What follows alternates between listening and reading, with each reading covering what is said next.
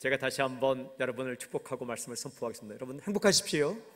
성령 충만하십시오. 아멘. 예수님께 부름받은 사도 바울 참 열심히 살아갑니다. 그렇죠? 아주 열심히 살아갑니다. 무엇을 위해 그렇게 살아갑니까? 사람을 살리기 위하여 열심히 살아가죠. 그런데 참 감동적인 것 한 가지가 있습니다. 그는 바쁘게 살아가지만 중심을 잃지 않는다라는 것이죠. 곁길로 가지 않습니다. 딴 길로 가지 않습니다. 치우치지도 않습니다. 흔들리지도 않습니다. 여러분, 그 이유가 무엇입니까? 바쁘게 살아가지만 중심을 잃지 않고 살아가는 그 비결이 무엇입니까? 그것은 말씀입니다. 주님의 말씀. 그는 바쁘게 살아가고 이 일 저 일 이곳저곳을 다니지만 결코 주의 말씀을 떠나지 않습니다. 말씀에 붙들린 인생으로 살아가고 있습니다. 바울뿐이겠습니까? 초대교회에 살았던 모든 성도들의 인생을 오늘 읽었던 말씀 마지막 절 20절에는 이렇게 기록하고 있어요. 이와 같이 주의 말씀이 힘이 있어 흥왕하여 세력을 얻으니라. 영어성이 이렇게 되어 있어요. In this way. 이러한 방식으로 모든 초대교회 성도들이 The word of the Lord, 주님의 말씀이 spread widely, 넓게 퍼져갔습니다. And 그리고 grew in power, 능력에 있어서 점점 더 성장했습니다. 이것이 초대교회를 묘사하는 그림입니다. 하나의 그림. 사람이 전진하는 것이 아니라 말씀이 계속해서 퍼져나가고 말씀이 힘을 얻어서 더 강력해지는 것이 바로 사도행전의 역사입니다. 저는 선포하고 축복합니다. 오늘 말씀이 선포될 때에 여러분들이 말씀에 붙잡힌 사람으로 살아가는 놀라운 복이 있기를 주님을 선포합니다. 가정 가운데, 이 땅 가운데, 여러분 인생 가운데 말씀이 퍼져나가고 말씀이 더욱더 힘있게 성장하는 놀라운 역사가 있을지어다. 8절 말씀 우리 함께 읽겠습니다. 8절 말씀 함께 시작. 바울이 회당에 들어가 석 달 동안 담대히 하나님의 나라에 관하여 강론하며 권면하되. 바울의 인생은 첫째, 말씀에 붙들린 인생입니다. 회당에 있든지 두란노 서원으로 옮기든지 그는 말씀에 붙들렸다. 오늘 성경 보니까 바울이 에베소에서 회당에 들어갔죠. 하나님 나라에 대해서 가르치기 시작했습니다. 강론했다, 권면했다. 무슨 뜻입니까? 무엇을 근거로 강론하고 무엇을 근거로 가르쳤습니까? 말씀. 구약 성경 말씀과 또한 예수님의 제자들이 전해준 예수님의 가르침을 중심으로 말씀을 선포하기 시작했어요. 그런데 그러다가 3개월 가르치다가 아주 어려움을 당하게 됩니다. 그 어려움이 뭘까요? 쫓겨납니다. 제가 먼저 선포합니다. 여러분, 말씀 붙들고 있으면 쫓겨나도 은혜입니다. 그 다음 말씀을 보십시오. 9절 말씀 우리 함께 읽겠습니다. 9절 시작. 어떤 사람들은 마음이 굳어 순종하지 않고 무리 앞에서 이 도를 비방하거늘 바울이 그들을 떠나 제자들을 따로 세우고 두란노 서원에서 날마다 강론하니라. 회당에서 말씀을 가르쳤는데 듣던 사람 가운데 반대하는 사람이 있었다는 것이죠.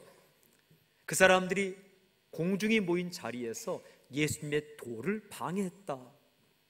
그래서 이 바울이 그곳 회당을 떠나게 됩니다. 어디로 갔는가? 성경에 보니까 두란노 서원으로 옮기게 되었습니다.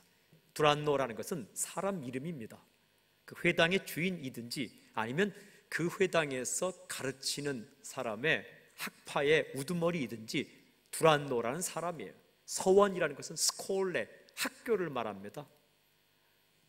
강당에 모여서 이 두란노라는 사람의 이름을 가지고 가르쳤다. 그곳으로 옮기게 되었다라는 것이죠.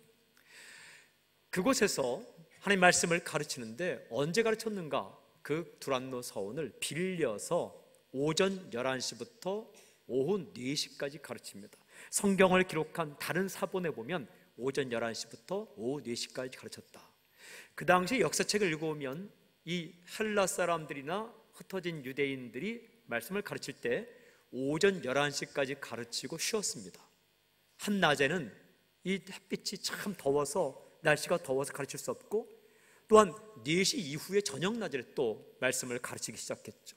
그러니까 그 강당, 두란노 서원 강당은 언제부터 언제까지 비었는가? 11시부터 4시까지.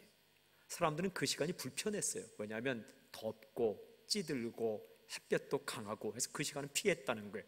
근데 바울은 그 시간을 빌려서 가르쳤다라고 기록하고 있습니다. 사람들은 쉬는 시간이었어요. 사람들은 불편한 시간이었습니다. 그런데 말씀에 붙잡힌 바울은 쉬는 시간이 아니었습니다. 불편한 시간이 아니었어요. 오히려 그 시간을 내어서 말씀을 가르쳤다. 근데 오늘 말씀 보면 중요한 비밀이 있어요. 날마다 가르쳤다라고 기록하고 있어요. 데일리, 날마다. 여러분, 회당에 있을 때는 일주일에 한 번씩만 모였습니다. 안식일 날. 쫓겨나고 보니까 어떻게? 날마다 가르쳤어요. 회당에 있을 때는 기껏해야 한 20분, 30분, 길어야 한 1시간 했겠죠. 그런데 쫓겨나서 두란노 소원에는 5시간 동안 가르쳤습니다.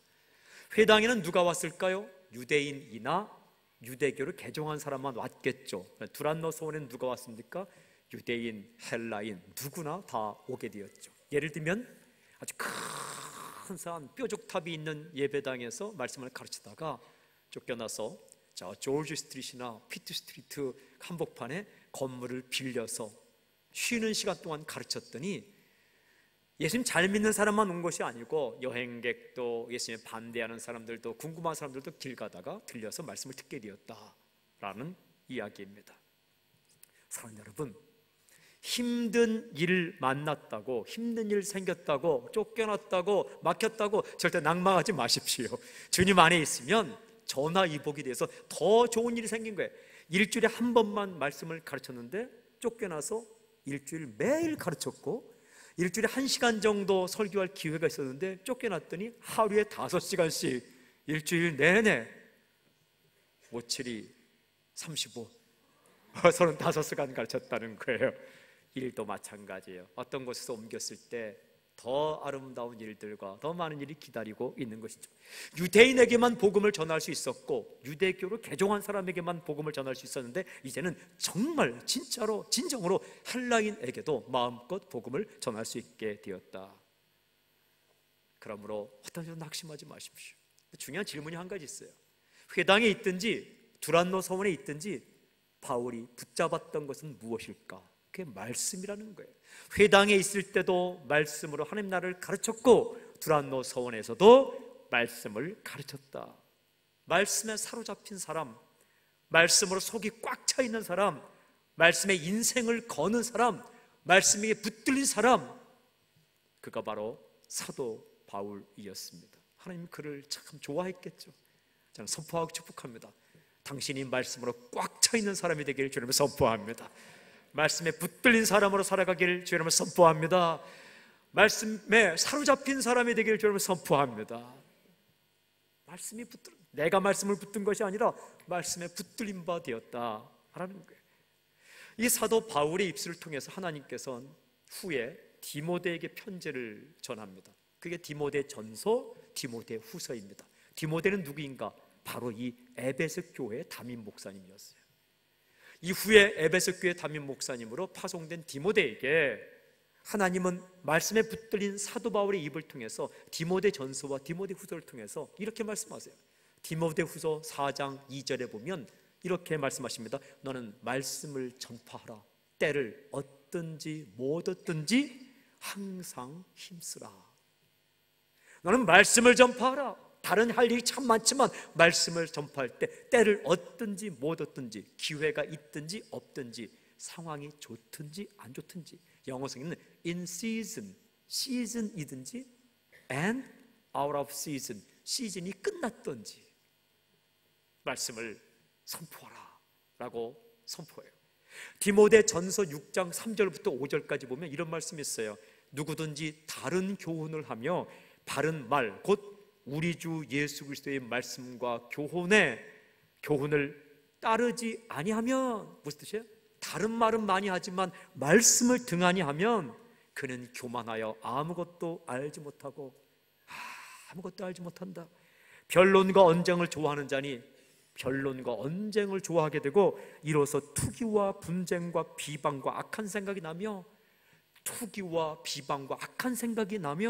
마음이 부패해지고 마음이 썩어지고 진리를 잃어버려 결국 진리를 잃어버리고 경건을 이익의 방도로 생각하는 자들의 다툼이 일어나니라. 경건을 이익의 재료로 뭐예요? 돈벌이로 찬송하고, 돈벌이로 설교하고, 돈벌이로 병 고치고, 돈벌이로 봉사한다. 어떻게 하면? 말씀을 떠나면, 바른 말 예수님의 교훈에서 떠나면 사람이 아무것도 알지 못하게 되고 마음이 썩어버리고, 그리고 교만해서 다툼만 일어나고, 결국에는 경건한 삶을 돈을 벌기 위한 그런 수단으로 사용하게 된다. 목적과 수단이 바뀌게 된다는 것입니다. 목적은 사랑하는 것인데 수단이 돈인데, 돈을 위해 사랑하게 되는 것처럼 주님을 사랑하는 것이 목적인데 주님 사랑하는 것을 돈벌이로 전락시키게 된다라는 거예요. 그러므로 바울은 선포합니다. 디모데야, 아들 디모데야, 아들 같은 디모데야, 너는 때를 얻든지 못 얻든지 말씀을 선포하고 절대 말씀에서 떠나지 말라. 내가 나이가 어리지만 내 연소함 때문에, 나이 어린 것 때문에 업신여김을 당하지 말라. 무슨 뜻이에요? 나이에 관계없이 말씀을 붙잡아라. 말씀을 붙잡아라. 그렇게 선포합니다. 예, 사도 바울이 바쁘게 살아가지만, 할 일이 많지만, 많은 사람을 만나지만 그는 말씀에 붙들린 사람이었어요. 우리의 다음 세대들이 전부 다 말씀에 붙들린 사람이 되기를 주의 이름으로 선포합니다. 말씀 암송하고, 말씀 읽고, 그리고 말씀을 배우고, 큐티하고, 그리고 성경을 통독하고, 그리고 말씀을 가르치고. 사랑하는 여러분, 큐티하십시오. 큐티하십시오.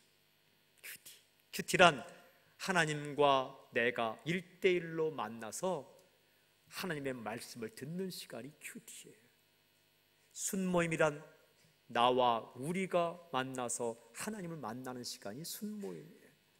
양육이란 나와 너가 만나서 사람을 말씀으로 키우는 것이 양육이에요.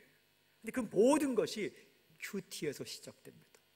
나와 하나님 사이에 말씀이 있을 때에 나와 우리의 모임이 살고 나와 너의 모임이 살 수 있는 거예요. 사도 바울은 회당에 있든지 두란노 서원에 있든지 쫓겨나든지 옮겨가든지 남들이 다 쉬는 11시부터 4시까지만 기회가 있을지라도 그런 말씀을 가르쳤다.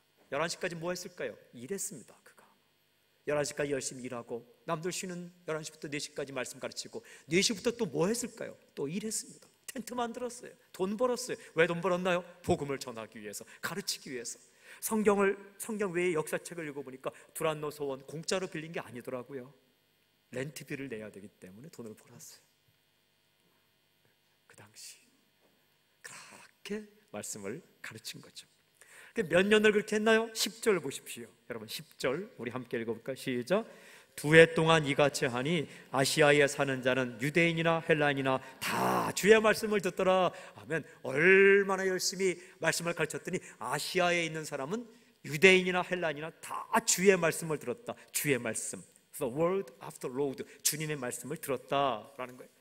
에베소에서는 3년을 사역했어요. 두란노 서원에서는 2년을 사역했죠. 주의 말씀은 이런 거예요. 주님께서 하신 말씀. 주의 말씀은 또 이런 것입니다. 주님에 대한 말씀. 주님께서 하신 말씀을 가르쳤고 주님에 대한 말씀을 가르쳤다라는 것이죠. 사랑하는 여러분, 당신도 말씀에 붙잡혀 살 수 있길 여러분 선포합니다. 이 말씀이 가득 차서 말씀이 출렁출렁하길 바랍니다. 잠이 안 와서 밖에 나갔다 그러면 자기 속에 이런 말 있으면 안 됩니다. 야, 신세가 처량하다. 이 수많은 집들 가운데 내 집 한 칸 없고, 수많은 은행이 있는데 내 통장 하나 없고, 이 밤에 내가 잠이 안 와서 쓸쓸히 있을 때 내 마음을 알아주는 사람이 하나도 없구나. 이런 말 하지 말고 합니다. 잠이 안 와서 밖에 나가는데 밤하늘을 보니까 별이 있어요. 여호와 우리 주여, 주의 이름이 어찌 온 땅에 아름다운지요. 주께서 베풀어 손가락을 베푸는 저 하늘과 별을 내가 보오니. 이렇게 시편 8편과 시편 19편이 줄줄줄 이렇게 나와서 눈물 흘리다가 들어가서 잠자길 바랍니다. 말씀이 살아있, 말씀이 시편 107편 20절에 보면 저가 말씀을 보내어서 저를 고치시고 위경에서 나를 건지시는도다, 이렇게 말씀하는 거예요. 말씀이 쭉 외우는 말씀도 많고 배운 말씀도 많고 설교가 달고, 여러분 밥맛이 없다 그러면 건강에 이상 신호가 있는 거예요. 반찬이 하나도 없어도 밥이 있는데 밥이 맛있다, 이 사람은 건강한 사람이에요. 감사해야 돼요. 밥맛이 있음을 감사하길 바랍니다. 너는 밥만 먹냐? 그게 건강한 거예요. 그게 감사하는 거예요. 그런데 마찬가지로 말씀에 맛이 있는 게 영적으로 건강한 거예요. 말씀 읽을 때 맛이 있고 들을 때 맛이 있고 그저 말씀에 접하면 맛이 있고, 이게 건강한 거죠. 아이들도 마찬가지. 성경 읽기, 성경 암송, 성경 통독, 성경 쓰기, 성경 공부, 말씀 실천, 큐티, 설교, 이런 시간이 즐겁기를 주님을 선포합니다. 그렇게 살아간 사람이 사도 바울이에요. 근데 중요한 질문이 있어요. 그런 사람에게 어떤 일이 일어나는가 하는 거예요. 그런 사람에게 어떤 일이 일어나는가? 여러분 11절 12절 보십시오. 11절 12절 함께 시작.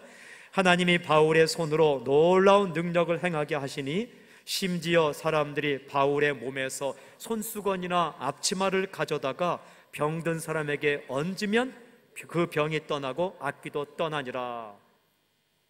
두 번째 중요한 비밀이 오늘 말씀이었어요. 말씀에 붙잡힌 사람에게 놀라운 능력이 주어졌다라는 거예요. 놀라운 능력. 오늘 성경에 놀라운 능력, extraordinary miracles, 평범하지 않은 비범한 능력, 기적이 그에게 주어졌다라는 거예요. 어떤 게 기록되어 있나? 심지어는요, 바울의 몸에 있던 손수건이나 앞치마를 가져다가 병든 사람 위에 얹으면 병이 나왔다라고 기록하고 있어요. 성경에 기록되어 있어요. 손수건이나 바울의 몸에 있던 손수건이나 앞치마를 가져다가 귀신 들린 사람에게 얹으면 그 귀신이 나갔다라고 성경이 기록하고 있어요. 손수건이나 앞치마를 가져다가 병든 사람에게 얹으면 그 병이 떠나고 악귀도 나가더라. 제가 이 말씀을 이렇게 묵상하다가 이런 생각을 하게 됐어요. 야, 손수건에 밀려서 나간 귀신은 얼마나 황당했을까? 나사렛 일신병이 귀신아 나갈지어다 해서 나간 귀신은 그나마 괜찮은데, 자기들이 이제 나와서 이렇게 모임할 때 넌 어떻게 나왔냐? 그럴 때 나는 바울에게 몸에 있던 손수건이 덮어져서 나왔다면 얼마나 창피했겠어요. 바꿔 생각하면 하나님께서 그 정도로 바울을 후원했다는 겁니다. 오늘 성경에 보면 이런 중요한 규절이 있어요. 하나님이 바울의 손으로 놀라운 능력을 행하게 하시니, 하나님이 행하신 거예요. 근데 바울을 통해서 한 것입니다. 영어에서 God did 하세요. 하나님이 하셨다. Through Paul, 바울을 통해서. 굉장히 중요한 말씀입니다. 하나님께서 역사하시니까 참 희한한 일이라는데, 바울의 몸에 있던 손수건이나 앞치마를 가져다가 놓기만 해도 능력이 일어났다. 여러분, 손수건은 무엇입니까? 사람이 열심히 일할 때 땀이 흐르지 않도록 머리에 묶은 머리끈이에요. 앞치마는 무엇입니까? 요리할 때 쓰는 앞치마가 아니라 바울이 열심히 텐트를 만들 때에 앞에다가 놓은 가죽 천입니다. 우리 그 구두를 세공하시는 분들, 고치시는 수선하시는 분들 보면 그 앞에 가죽으로 천을 이렇게 덮지 않습니까? 그거예요. 그걸 갖다 놓았는데 귀신도 떠나가고 병도 나왔다는 거. 여러분, 손수건에 무슨 능력이 있겠습니까? 앞치마에 묻던 무슨 능력이 있겠습니까? 그런데 믿기 어렵지만 하나님께서 그 손수건, 그 앞치마를 갖다 놓았을 때에 놀라운 능력으로 병도 낫고 귀신도 떠나가게 하셨다는 겁니다. 어떤 사람에게? 말씀에 붙들린 사람에게. 성경을 읽으면 예수님의 옷자락만 만져도 12년 동안 병이 낫지 않던, 혈류병 앓던 여인이 나왔어요. 성경 읽어보면 베드로의 그림자만 덮여도 병이 나왔대요. 사도행전 5장 15절 16절. 베드로가 걸어갈 때에 걸어가는 그림자가 병든 사람 위에 덮이면 그 병이 나왔대요. 성경이 기록하고 있어요. 그림자가 무슨 능력이 있겠습니까? 옷자락에 무슨 능력이 있겠습니까? 하나님께서 그렇게 하신 것이죠. 그러므로 여러분, 우리가 가지고 있는 것이 무엇인가는 그리 중요한 게 아니에요. 내가 가지고 있는, 현재 가지고 있는 것이 무엇인가가 그리 중요한 게 아니에요. 하나님이 역사하시면 옷자락이든지 손수건이든지 앞치마이든지 단 그림자까지라도 사용하셔서 하나님께서 능력을 행하게 하신다는 겁니다. 어떤 사람에게, 말씀에 붙들린 사람에게. 그러므로 말씀이 능력이에요. 말씀이 능력이에요. 우리의 조건이 좋지 않다고 낙심하지 마십시오. 내가 있는 곳이 회당이 아니라고 그렇게 낭망하지도 마십시오. 우리의 문제는 열심이 없는 것이 아닙니다. 우리의 문제는 전략이 없는 것도 아닙니다. 우리의 문제는 말씀에 인생을 걸지 않는다는 거예요. 아모스서 8장 11절에 보면 이런 말씀이 있어요. 주 여호와의 말씀이니라. 보라, 날이 이를지라 내가 기근을 땅에 보내리니 양식이 없어 주림이 아니며 물이 없어 가람이 아니요 여호와의 말씀을 듣지 못한 기갈이라. 물이 없어 목마른 게 아니고, 먹을 것이 없어서 배고픈 게 아니고, 하나님의 말씀이 없을 때에 갈증을 느끼고 배고픔을 느낀다. 오직 말씀, 솔라 스크립투라. 말씀에 붙들린 인생에게 하나님께서 능력을 주셨다라는 겁니다. 쉽게 말씀드리면 하나님께서 그가 하는 일을 밀어주셨다. 그런 인생을 살 수 있길 제 이름으로 선포합니다. 어느 곳에 있는가, 얼마나 많은 것을 가졌는가, 그것보다 중요한 것은 그 적은 능력과 그 있는 곳에서 누가 역사하시는가. 하나님의 말씀을 소중히 여기고 주의 말씀을 따라 살기를 원하고 주의 말씀에 붙들리고, 그런 사람은 하나님께서 소중하게 존중하게 여기서 그가 하는 일에, 손에, 행동에 복을 내리신다는 거예요. 왜? 말씀은 중심이요, 말씀은 바로 예수 그리스도이기 때문에 그렇습니다. 태초에 말씀이 계시니라. 그 말씀이 하나님과 함께 계셨고 그 말씀이 이 땅 가운데 빛으로 비쳤는데 그 말씀은 생명인데 그 말씀이 예수입니다. 말씀이 육신이 되어 우리 가운데 거하심에 우리가 그 은혜를 보니 은혜와 진리가 그를 보니 은혜와 진리가 충만하더라. 그 말씀이 육신으로 되어 오신 분이 예수님이에요. 그 입에서 나온 모든 말씀은 우리를 살리고 우리를 일으키고, 그러므로 그 말씀을 소중히 여기고, 내 생각이 아니라 말씀, 내 전통이 아니라 말씀, 내 알량한 자존심이 아니라 말씀에 붙들림 받은 사람에게는, 말씀을 소중히 여기는 자에게는 말씀을 읽고 외우고 묵상하고 가르치고, 이 말씀에 붙들린 사람은 하나님이 존중하기 위해서 앞치마를 통해서든지 손수건을 통해서든지 옷자락을 통해서든지 그림자까지 통해서 그를 통해 희한한 일들, 한 번도 보지 못한 일들, 사람들이 깜짝 놀라운 일들을 일으켜 주신다. 교회도 마찬가지입니다. 교회의 힘은 말씀에 붙들리는 거예요. 전통에 붙들리는 것이 아니라 말씀, 인간적인 생각에 붙들리는 것이 아니라 말씀, 내 경험에 붙들리는 것이 아니라 말씀에 붙들릴 때에 이런 위대한 일이 일어납니다. 오늘 리버사이드, 헌터스힐, 또 저녁 때 시티, 그리고 라이덜메어에서 예배가 진행됐죠. 어린아이로부터 성인에까지 예배가 진행되죠.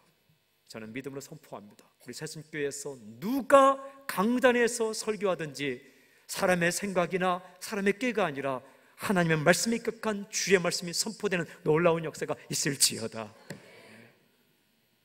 그게 능력이라는 거예요. 하나님의 그를 밀어주셨다는 거예요.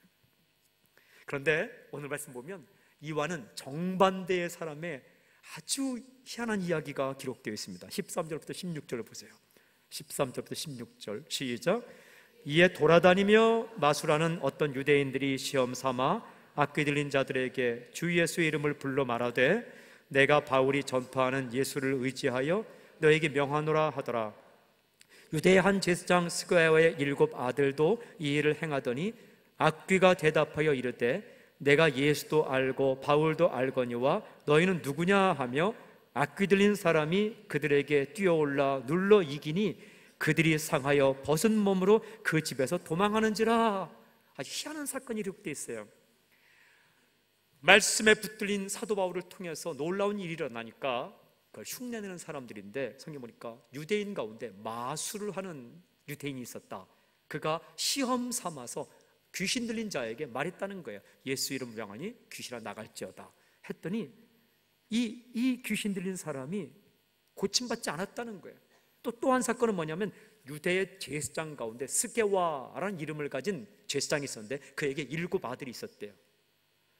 제가 어떻게 안 게 아닙니다. 성경에 7 아들이 있다는 거예요. 그래서 7 아들이 있었는데 이들이 또 흉내를 낸 거예요. 귀신 들린 사람에게 가서 나사렛 예수의 이름으로 명하느니 귀신아 나갈지어다 했더니 그 귀신 들린 사람이 똑바로 쳐다보면서 이렇게 말했다는 거예요. 예수도 알고 바울도 내가 아는데 도대체 넌 누구냐? 얼마나 창피했을까요? 그래서 이 귀신 들린 사람이 그 스게와의 7 아들들에게 뛰어올라서 성에 뛰어올라서 그들을 때리고 옷을 벗겼더니 그 스게와의 7 아들들이 옷이 벗긴 채로 두랭랑을 쳤다, 도망을 쳤다라는 거예요. 귀신 들린 사람은 힘이 셉니다. 7 아들을 다 눌러서 이겼고 그들 옷을 다 벗겼다는 거예요.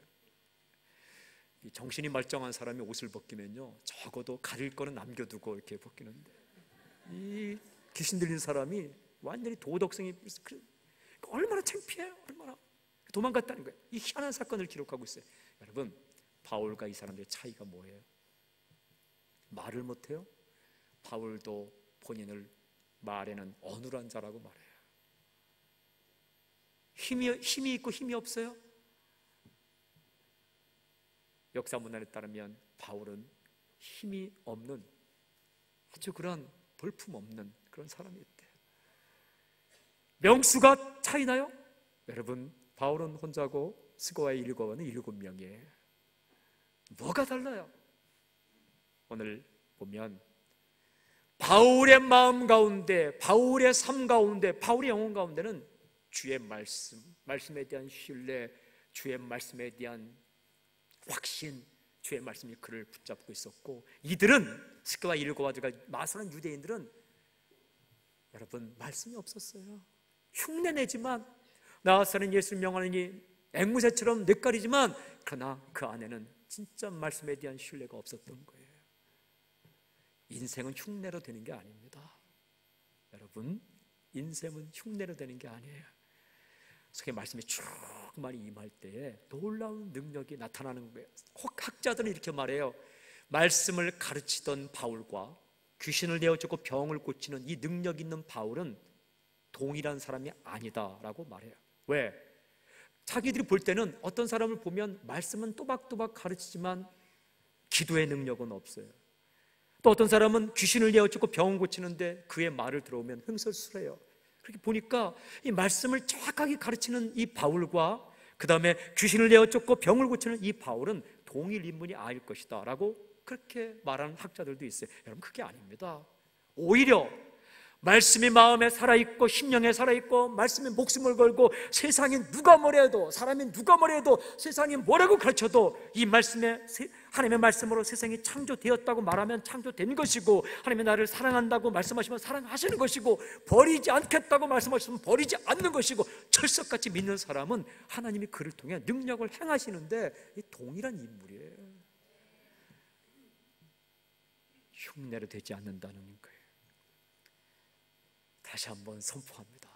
사랑하는 여러분, 저는 우리 가운데 말씀에 대한 사모함, 말씀에 대한 신뢰, 창세기부터 요한계시록까지 이 1점으로 틀림없다는 이 확신이, 그리고 이 말씀에 대한 붙들림, 그것이 여러분의 인생을 주관하기를 여러분 선포합니다. 자녀를 위해 기도할 때도 그렇게 기도하십시오. 이 말씀을 조금 더 읽어보면 한 가지 더 귀한 사실을 알 수 있는데요, 이 말씀에 붙들렸던 초대교회, 말씀이 선포될 때에 말씀을 따라가지 않던 사람에게는 어떤 일이 일어나는가? 여러분, 17절부터 19절 보십시오. 17절부터 19절 함께 시작. 에베소에 사는 유대인과 헬라인들이 다 이 일을 알고 두려워하며 주 예수의 이름을 높이고 믿은 사람들이 많이 와서 자복하여 행한 일을 알리며 또 마술을 행하던 많은 사람이 그 책을 모아 가지고 와서 모든 사람 앞에서 불사르니 그 책값을 계산한 즉 은 5만이나 되더라. 말씀은 변혁을 일으킵니다. 말씀은 개혁을 일으켜요. 말씀을 잘 모르던 사람들이 예수 믿고 말씀을 깨닫게 되니까 어떻게 되었습니까? 그들이 믿은 사람들이 다 많이 와서 자기 죄를 자복했대요. 왜냐하면 말씀은 거울과 같기 때문에. 이전까지는 자기 삶이 틀린지 몰랐어요. 근데 말씀을 읽어보니까 자기의 삶이 엉망이거든요. 거울을 본 거예요. 야고보서 1장에 오면 이 말씀은 거울과 같다. 들여다보면 내가 말씀을 보는 것이 아니라 말씀이 나를 보죠. 그래서 그걸 고쳤다는 거예요. 고치는데 어떻게 고쳤는가? 성경에 보니까 마술사들이 예수 믿고 난 이후에 말씀이 들어가니까 그 마술을 행하던 책들을 다 가져와서 태웠다는 거예요. 태워버렸어요. 얼마어치를? 은 5만 달란트어치를. 은 5만 달란트를 제가 오늘날 돈으로 계산해 보니까 $10,000입니다. $10,000. 굉장히 많은 책이에요. 그들은 그 책을 팔아서 돈을 만든 것이 아니라 아예 다 태워버렸어요. 그 나쁜 책은요, 누구에게 가더라도 그건 다른 사람을 잘못 인도하니까 아예 태워버렸어요. 여러분 상상해 보십시오. 그들에게 이 마술책은 장식품이 아니라 생계수단입니다. 이 마술책은 취미가 아니라 여러분 생존의 수단이에요. 생계수단, 생존수단인데 어떻게? 말씀에 어긋나니까 태워버렸다는 거예요. 다 태워버렸어요. 왜 태웠을까요? 진짜를 만났기 때문에 그렇습니다. 그거 아세요? 진짜를 만나면 가짜가 시시해집니다. 진짜를 만나면 가짜가 시시해집니다. 진리를 알면 자유함이 생깁니다. 가짜로부터 자유함이 생깁니다. 요한복음 8장 32절에 너희가 진리를 알지니 진리가 너희를 자유롭게 하리라. 우리가 진짜를 만나면 가짜로부터 자유롭게 돼요. 예배의 감동을 받게 되면요, 사람들이요, 예배 외에 다른 것들은 시시해져요. 예배는 다른 데 가서 뭐 술 먹고 춤추고 노래하고 이것보다 훨씬 더 비교가 안 되는 기쁨이 있어요. 예배는 산삼, 장례삼, 인삼, 로얄젤리 그거 먹는 것보다 더 엄청난 회복이 있는 게 예배예요. 진짜를 알면 유사품이 희시해지는 거예요. 하나님의 말씀이 진짜를 알게 되니까 마술책이 희시한 걸 떠나서 정말 이게 아니라는 걸 알게 되는 거예요. 다 태워버리는 거예요. 전통도 마찬가지예요. 트래디션, 전통이 내려오는데 말씀에 비추어 볼 때 전통이 좀 빗나갔다 그러면 개혁이 일어나는 거예요. 자기 생각도 마찬가지입니다. 자기 생각이 옳은 줄 알았는데 말씀 읽어보니까 아니에요. 그러면 거기에 개혁이 일어나는 거예요. 항상 개혁의 중심에는 말씀이 있어요. 날마다 우리가 빗나갈 수 있어요. 곁길로 갈 수 있고 빗나갈 수 있고 때 묻을 수 있고 우리가 껍질이 아주 두껍게 쌓일 수 있는데 그때마다 말씀으로 돌아가면 껍질이 깨어지고 비뚤어지면 돌아오고 그리고 잘못된 건 고치고 더러운 건 씻겨지고 히브리서 4장 12절에 하나님의 말씀은 살았고 운동력이 있어 좌우의 날선 어떤 검보다도 예리하여 혼과 영과 및 관절과 골수를 찔러 쪼개기까지 하니 이 말씀의 칼날이 우리의 더러운 것들을 깎아내고 그리고 골맞던 것을 다 도려내고 그리고 우리의 잘못된 것들을 다 해서 하나님 보시기에 아름다운 사람으로 만들어 간다는 거죠. 말씀. 시편 119편 9절에 보면 청년이 무엇으로 그의 행실을 깨끗게 하리까 주의 말씀을 따라 지킬 따름이니라. 도대체 청년은 어떤 사람입니까? 혈기가 있고 정욕이 끓고 그리고 곁길로 가기 힘든 사람이 청년이죠. 젊은이들은 곁길로 갈 가능성이 참 많아요.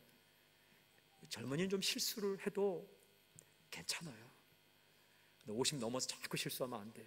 이렇게 젊을 때는 혈기로 말도 실수하고 그런데 그 청년이 그의 행실을 어떻게 깨끗게 하리까 주의 말씀만 지킬 따름입니다. 그 말씀. 시편 119편 105절에 보면 주의 말씀은 내 발의 등이요 내 길의 빛이니이다. 주의 말씀이 내 발의 빛이래요. 말씀이 빛이랍니다. 말씀을 읽고 간 사람은 말씀이 빛이 되어서 부딪히지 않고 빠지지 않고 잘못된 길을 갖지 않게끔 빛을 비추어 준다.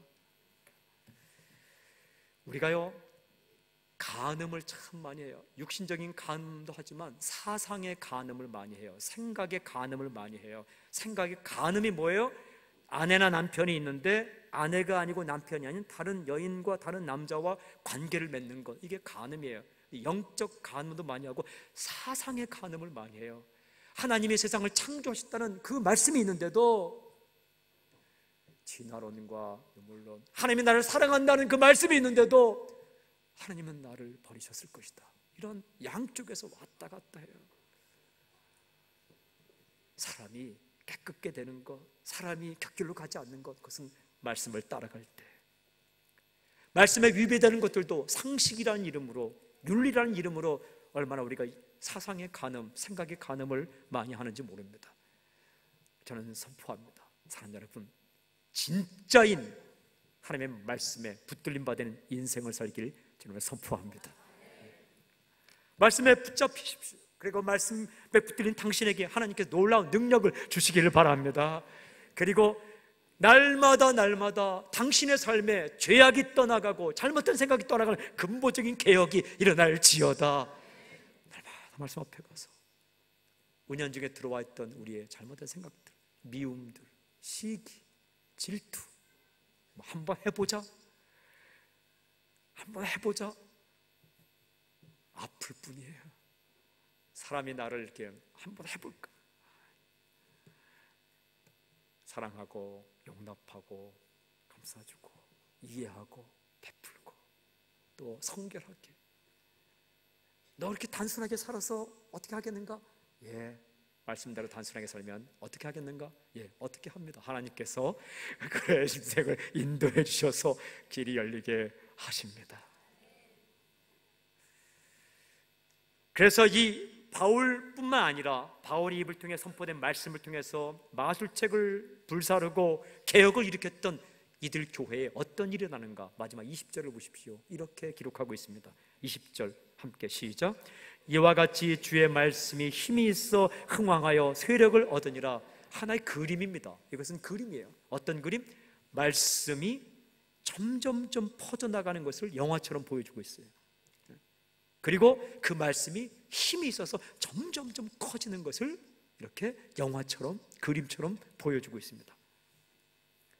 우리 교회 안에 큐티, 전부 큐티하십시오. 전 교인이 큐티하는 날까지. 그리고 성경 공부, 그리고 삶의 말씀의 실천. 지금 설교하는 시간이 끝나는 게 아니에요. 이제부터 시작인 겁니다. 저 문을 나가는 순간 말씀으로 도전하고, 말씀으로 싸우고, 말씀으로 승부하고, 세상의 모든 사상들 가운데 이 말씀이 틀리지 않았음을 우리가 도전하며 살아가는 것, 이제부터 시작이에요. 저는 우리의 다음 세대, 특별히 우리 교회 다음 세대들이 정말 말씀에 사로잡힌, 너 왜 교회 가냐? 재미있어서 가요. 야, 이 녀석아 교회를 재미로 가는 게 아니냐? 아니다. 저는 말씀이 재미있어요. 그런, 너는 교회에서 정말 뭐가 재미있느냐? 저는 말씀 배우고 성경 암송하고 그리고 설교 듣는 게 재미있어요. 재미있을 수가 없어요. 그런 고백이 있는 거. 너 지금 뭐 하냐? 말씀 읽고 있어요. 야, 너 그 말씀만 읽다가 공부 안 하면 어떡하냐? 예, 제가 말씀 읽고 공부도 더 열심히 해요. 그러면 그 인생을 누가? 하나님께서, 인생의 모든 주권을 가진 하나님께서 그의 인생을 손수건이든 앞치마이든 그림자이든 사용해서 뛰어나게 만드신다는 겁니다. 승리하게 만드신다는 것이죠. 이사야 40장 8절에 푸른 마르고 꽃은 시드나 우리 하나님의 말씀은 영영이 서리라. 풀도 마르고 꽃은 시드나 우리 하나님의 말씀은 영영이 서리라. 저는 선포합니다. 말씀의 부흥이 당신에게 오늘 일어날지어다. 당신의 가정 가운데 일어날지어다. 시드니 새순교회 가운데, 호주 땅의 모든 교회 가운데, 이 땅의 다음 세대 가운데 말씀이 흥왕하고 말씀이 힘을 얻고 말씀에 붙들리는 역사가 있을지어다. 그렇게 사시길 주님을 선포합니다. 기도하겠습니다.